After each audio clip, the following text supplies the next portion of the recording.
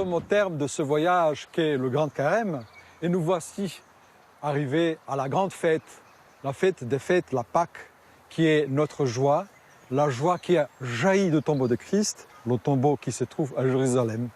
Allons-y avec le Père Alexandre Winogradsky.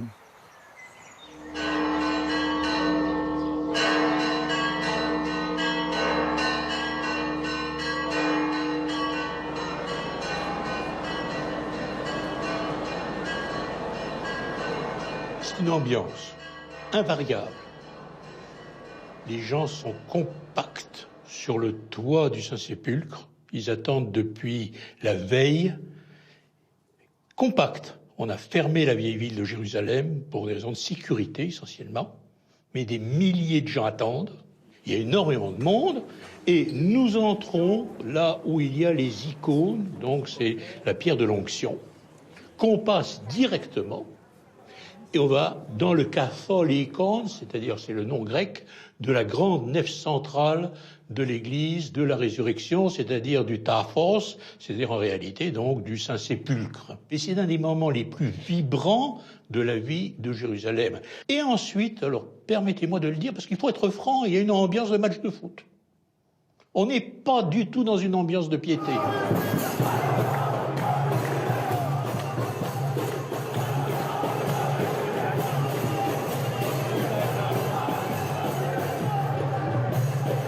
Tout le monde se rencontre et c'est parti pour une longue période de prière, de supplication.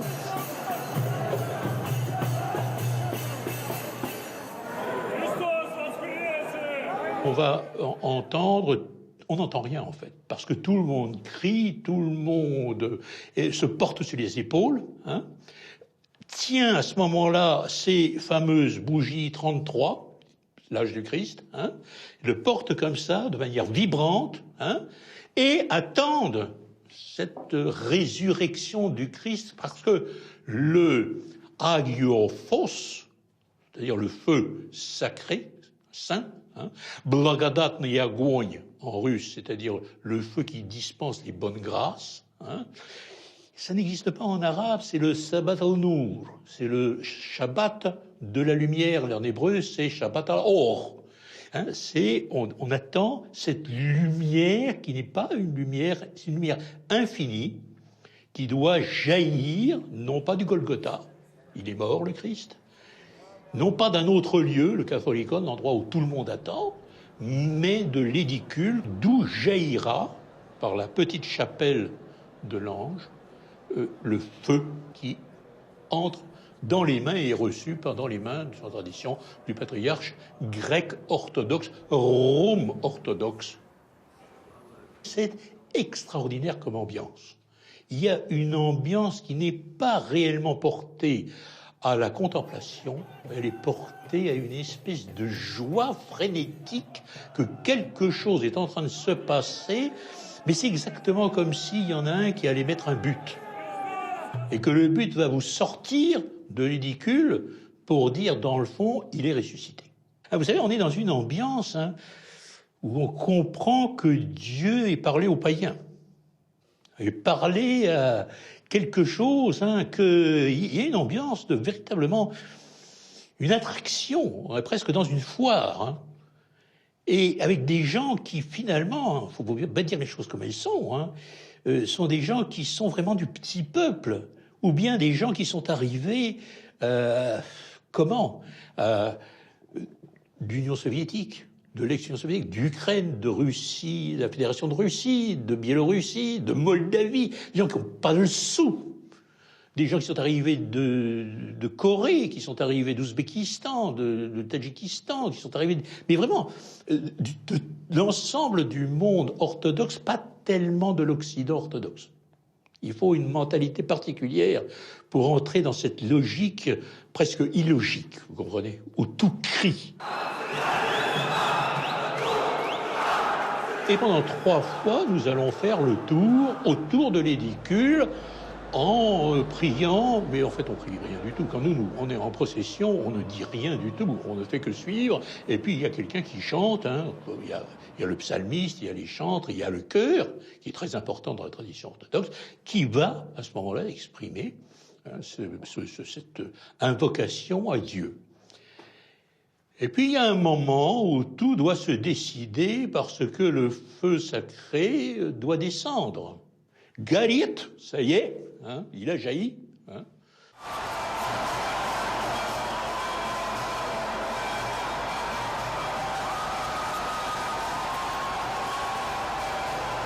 Le feu brûle et on voit sortir le patriarche, le Théophilos, avec 2 lampes, hein, c'est-à-dire 2 bougies, comme celle-ci, un peu plus grande, hein, et on rasdayout, il le donne à tout le monde.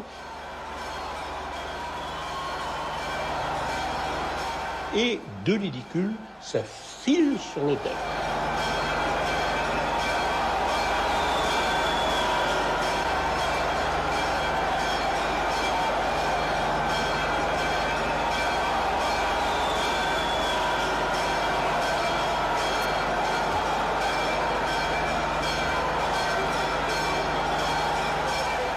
Là, regardez, vous voyez comme ça brûle. Hein.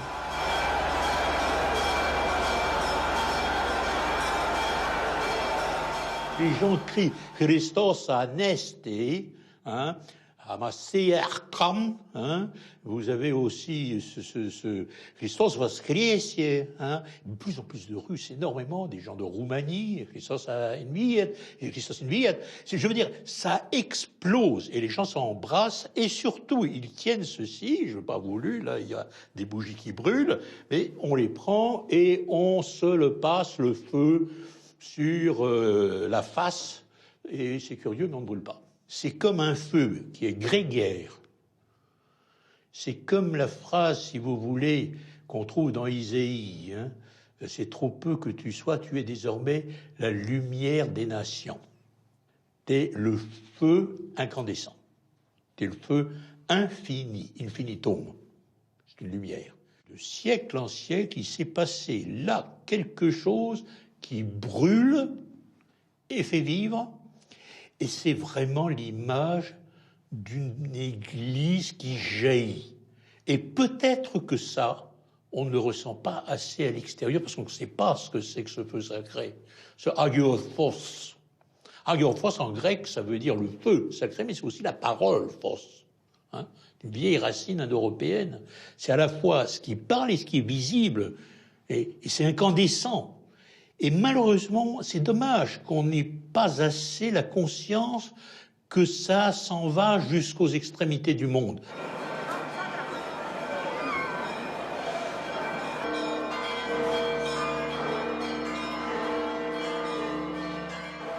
Et il va très vite aller vers Athènes, vers les grandes cités de l'orthodoxie traditionnelle, Alexandrie, Moscou, Kiev. Là, il y a, à ce moment-là, on sent le déploiement de l'orthodoxie vitale, à la fois vers l'Afrique, vers le Moyen-Orient et vers l'Europe. Hein, ou l'Europe, enfin l'Europe au sens large, incluant tous les pays slaves. Hein. Mais c'est une expérience qui est peut-être vraiment unique, totalement unique, hein, et qui dépasse derrière ce côté un peu grégaire, vraiment un peu simple, trop simple, enfin qui... Où est le Christ là-dedans, même s'il est la lumière. Hein.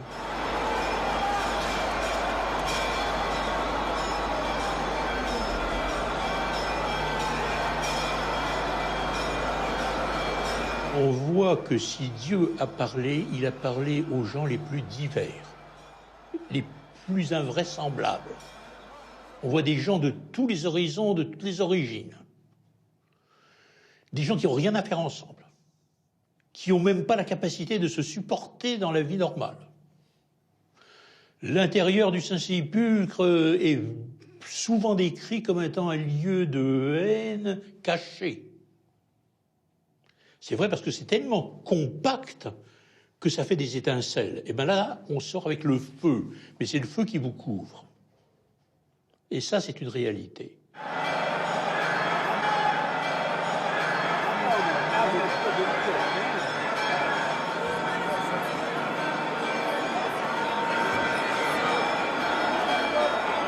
Ce feu, on va tout faire pour qu'il se prolonge. Vous savez, on est là en train de couver. C'est comme dans un nid, on est là en train de couver cette flamme, hein, pour qu'elle ne s'éteigne pas. Et certains m'écrivent tout au long de l'année, le feu sacré ne s'est pas encore éteint, il va aller jusqu'à la date de la Pâque. Jérusalem, la vieille ville de Jérusalem, est ce lieu qui est la matrice de l'Église. Hein. C'est là qu'est jaillie la vie du Christ, qu'il a perdu sa vie, mais c'est de là qu'il a jailli. Le Christ est ressuscité. Il est vraiment ressuscité. Le feu sacré est sorti de tombe de Christ et s'est répandu dans le monde entier pour témoigner de la joie pascale. Allons au skit cette fois pour parler avec le Père Gerasim de cette joie.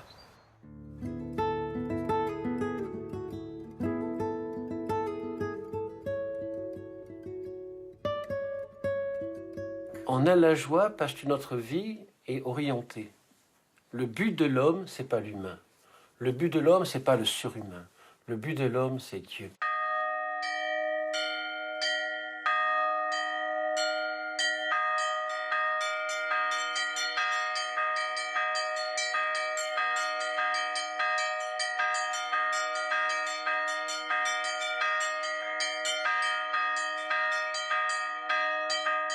Christ est ressuscité. En vérité ressuscité. Oui, la Pâque, c'est la victoire sur la mort. C'est une lumière incorruptible. C'est pas une lumière existentielle. C'est pas le soleil, c'est pas la lune. C'est la lumière du premier jour. C'est une lumière du Mont Tabor. C'est une lumière transfigurée. C'est une lumière sans ombre, comme dans les icônes. C'est pas une lumière, on peut dire, humaine. Là, on touche la transcendance. Et j'aimerais beaucoup que les gens entendent cela. L'Occident a besoin de transcendance, a besoin de cette lumière, a besoin de ces vérités qui sont universelles, éternelles, qui n'appartiennent pas à une époque ou à une caste ou à une société. Donc si on arrive à la transcendance, on touche des valeurs essentiellement spirituelles. Ces valeurs, c'est la dignité, c'est la simplicité, c'est l'authenticité, c'est la générosité. La générosité, pas simplement de l'argent, mais de soi, la générosité de soi. Et tout cela nous prédispose, moi j'aime beaucoup, nous prédispose à accueillir les grâces de Dieu. Et les grâces de Dieu, ce sont des énergies incréées, c'est la paix, la joie, l'amour, la beauté. Le Christ est ressuscité des morts, par la mort il a terrassé la mort, à ceux qui sont dans les tombeaux il a donné la vie. Christos voskresia smialtve. C'est ça la résurrection, c'est ça qui nous rend heureux, c'est le sens de la famille, c'est le sens de l'obéissance à sa vocation, à sa destinée, vous voyez ce que je veux dire. Et tout cela, la résurrection nous le donne parce qu'on s'appuie non pas sur l'humain, mais sur la transcendance. On a vécu là 40 jours de carême, et dans ce carême, on se provoque pour voir en soi ses points de rupture, pour voir ses faiblesses, pour arriver à trouver justement cette paix et cette joie. Et la paix, c'est quand on connaît le but de la vie. Et le but de la vie, c'est de devenir enfant de Dieu. Donc dans la résurrection, il n'y a rien à rajouter, il n'y a rien à changer. La mort est déjà inscrite dans l'homme. Il y a une mort qui tue, il y a une mort qui donne la vie. Donc l'homme est ontologiquement libre. Celui qui ne veut pas faire, il cherche des excuses. Ta résurrection, ô Christ sauveur, a illuminé le monde entier, et tu as appelé à toi ta création. Je me rappelle un jour, j'étais dans le potager, dans le verger, et je vois par terre un pommier, un petit jeune pommier en train de naître. Alors j'étais très content, parce qu'un pommier qui naît, c'est une aventure quand même. On voyait un petit arbre en train de pousser. Et je lève les yeux pour rendre grâce à Dieu, et je vois une pomme accrochée au pommier. Et la pomme qui était accrochée au pommier, elle était ratatinée, elle était morte. Elle était morte parce qu'elle était restée accrochée à sa maman, à son arbre, etc. Donc elle restait accrochée. Et l'autre pomme qui avait donné le pommier, elle est tombée de l'arbre, elle a coupé le tubercule, je ne sais pas si on est compte déjà, elle est tombée dans le vide, elle est tombée dans la terre, elle s'est écrasée dans la terre. Et il y a la peau, comme pour un être humain, il y a la peau, il y a la chair, il y a le pépin qui ont pourri, pour permettre aux tendres germes de naître.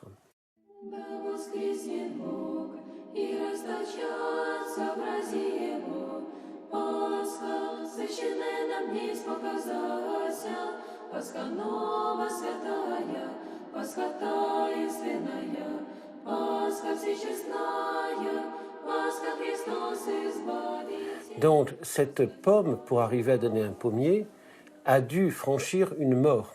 la mort de tout ce qui est existentiel. Et le pépin, il est dur, il est extrêmement dur. Et si le pépin a une pensée, il dit, attendez, moi je suis dur comme une amande, moi je suis dur, etc. Mais la pourriture de l'amande permet au fruit de naître, à l'arbre de naître. Donc celle qui est accrochée à l'arbre, elle est morte, elle n'a rien donné. Celle qui est tombée par terre, elle a coupé le tubercule, elle s'est écrasée par terre, et par cette mort, elle a donné un pommier. Et moi, ce qui m'intéresse, c'est est-ce que la pomme peut avoir idée qu'un jour elle sera pommier? Elle ne peut pas l'imaginer. Donc nous sommes enfants de Dieu. Et si on arrive en nous que tout ce qui est humain meurt, mais pas une mort de frustration, pas une mort de rejet, mais une mort dans un esprit de résurrection, dans un esprit de fête, dans un esprit de lumière et de joie. Le corps est semé méprisable, il ressuscite glorieux, c'est écrit dans 1 Corinthiens 15. Ainsi en est-il de la résurrection des morts. Le corps est semé corruptible, il ressuscite incorruptible. Il est semé méprisable, il ressuscite glorieux. Il est semé infirme, il ressuscite plein de force. Il est semé corps animal, il ressuscite corps spirituel. C'est pourquoi il est écrit, le premier homme, Adam, devint une âme vivante. Le dernier Adam, donc le Christ, est devenu un esprit vivifiant. Mais ce qui est spirituel n'est pas le premier. Ce qui est animal, ce qui est spirituel vient ensuite. Voilà. Donc il y a bien un vieil homme et un nouvel homme. Il y a le nouvel Adam, il y a la nouvelle Ève, etc. Et ce qui me plaît dans la différence entre Ève et Marie, entre Adam et Jésus, c'est qu'ils ont été obéissants jusqu'à la mort. Obéissants jusqu'à la mort. C'est-à-dire qu'ils ont compris que la mort n'est pas la fin de la vie. La mort n'est pas la fin de la vie. Mais en revanche, celui qui refuse de mourir, comme il dit bien dans le grain de blé, s'il ne meurt pas, il ne porte pas de fruits, s'il reste accroché, comme tout à l'heure la pomme reste accrochée à l'arbre, eh bien il n'engendrera pas la vie. Donc il y a une mort qui donne la vie. Et ce message est éternel, je veux dire, c'est un message complètement d'espérance. Complètement d'espérance. Et je répète la phrase de saint Irénée, Dieu s'est fait homme pour que l'homme devienne Dieu, et la gloire de Dieu, c'est l'homme vivant. La mort n'est pas la fin de la vie. Le contraire de la mort, c'est pas la vie. Le contraire de la mort, c'est la naissance. Et l'homme, entre la naissance et sa mort, peut accoucher de sa vie. Donc la mort n'est pas la fin de la vie, mais la fin de l'existence. Et le Christ a vaincu la mort par la mort, et à ceux qui sont dans les tombeaux, il a donné la vie. Bienheureux, ô Jésus-Christ, parvenu au déclin de ce jour, dans la lumière du soir, Jésus vint, se tenant au milieu d'eux, il leur dit, que la paix soit avec vous. Ayant dit cela, il leur montra ses mains et son côté. Les disciples furent remplis de joie à la vue du Seigneur. Alors Jésus leur dit à nouveau, que la paix soit avec vous. Comme le Père m'a envoyé, moi aussi je vous envoie. Un jour, il y avait un scientifique qui était là, qui s'appelle Jean-Marie Pelt, qui me dit, mais vous savez, si vous prenez un pépin ou une pomme ou n'importe quoi, vous la coupez en deux dans un certain sens, vous voyez déjà l'image de l'arbre dans un gland. Vous voyez déjà l'image de l'arbre. Donc l'image est déjà inscrite dans le gland. Nous sommes à l'image de Dieu, on doit parvenir à la ressemblance. Donc il y a le passage de avoir à l'être. Avoir un corps, naître. On est semé méprisable, on ressuscite glorieux. C'est écrit dans l'Évangile, dans 1 Corinthiens 15, si vous voulez, vous pouvez le retrouver sans problème. Dans 1 Corinthiens 15, je le sais par cœur, il est semé méprisable, il ressuscite glorieux. Donc il faut bien savoir que la Pâque nous permet de franchir.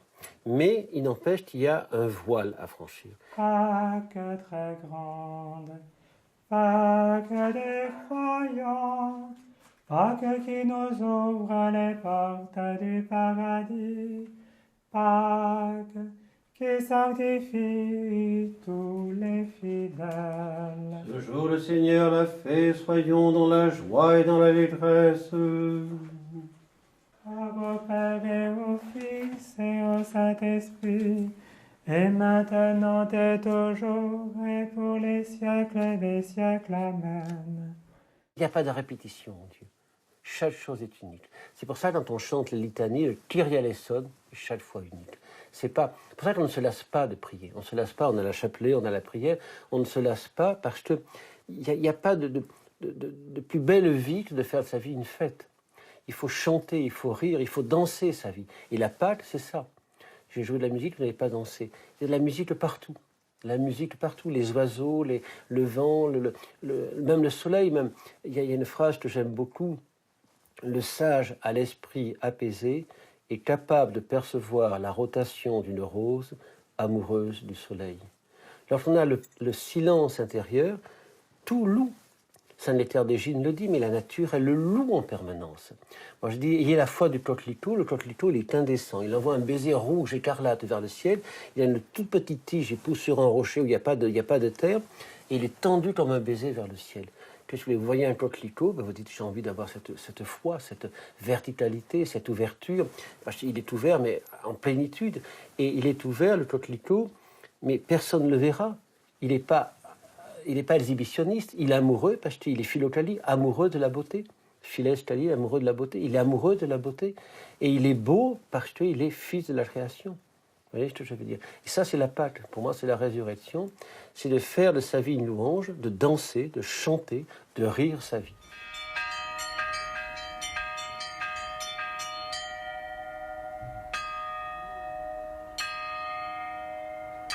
Comme tous les ans, Monseigneur Emmanuel va nous adresser ses vœux de Pâques au nom de l'Assemblée des évêques orthodoxes de France. Enfants bien-aimés de le Seigneur, au nom de mes frères les évêques membres de l'Assemblée des évêques orthodoxes de France, je vous adresse un message de joie et de paix à l'occasion de la résurrection de notre Seigneur, Dieu et Sauveur Jésus-Christ. Faisons disparaître le vieux et le vent afin de devenir une Pâque nouvelle, car Christ, notre Pâque, a été immolé. Célébrons donc la fête non avec du vieux levain, non avec un levain de malice et de méchanceté, mais avec le pain sans levain de la pureté et de la vérité, car le Christ est ressuscité, en vérité, il est ressuscité. En ressuscitant du tombeau, le Christ a brisé les verrous éternels de la mort qui nous tenaient captifs. Hier, nous étions attachés à la croix avec le Christ, nous étions morts et ensevelis avec lui, et voici qu'aujourd'hui, non seulement nous ressuscitons avec lui, mais nous entrons avec lui dans la gloire, car le ressuscité a complètement renouvelé notre nature. Il nous a fait revêtir l'homme nouveau.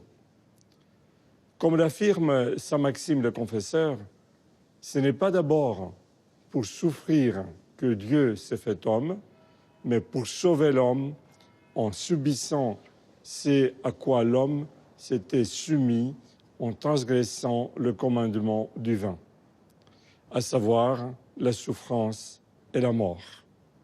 Si lui-même s'est anéanti par son amour des hommes, en parvenant jusqu'aux extrémités de notre nature, c'est en vérité pour en détruire la finitude, divinisant l'homme autant que lui-même était devenu homme.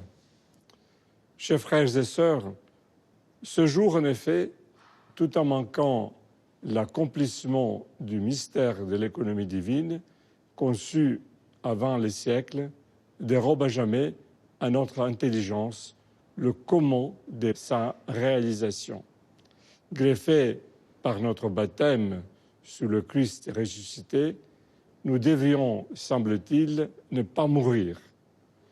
Il nous faut cependant, comme l'apôtre Paul nous y invite, nous conformer jusqu'au bout à notre Sauveur pour devenir un même être avec lui par une mort semblable à la sienne. Et cette mort doit s'étendre à toutes nos illusions, nos vaines ambitions et nos visions romantiques de l'histoire qui, sous couvert de philanthropie et d'ordre juste, ne sont bien souvent que de l'idolâtrie camouflée et des ruses de l'amour de soi. Rayonnons donc d'allégresse, embrassons-nous les uns et les autres, du nom des frères appelons même nos ennemis, pardonnons à cause de la résurrection et chantons « Le Christ est ressuscité des morts, par sa mort, il a terrassé la mort, et à ceux qui sont au tombeau, il a fait don de la vie. » Je vous renouvelle à toutes et à tous mes meilleurs vœux avec la lumineuse fête de la résurrection du Christ. Le Christ est ressuscité, en vérité, il est ressuscité. Christos anesti, alithos anesti, Christos voskresie, voistinu voskresie, Christos enviat, adevarat enviat, almasikam, hakam kam. Christos